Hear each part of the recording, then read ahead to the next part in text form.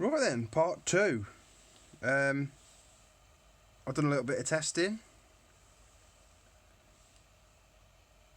This wire I've disconnected,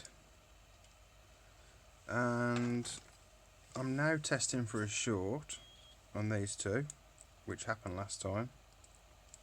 There's no short anymore. So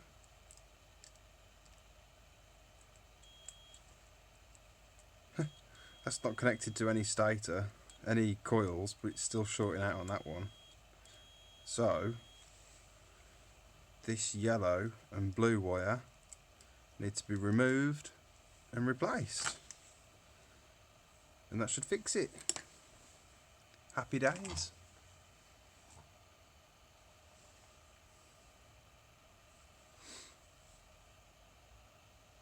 Goodbye.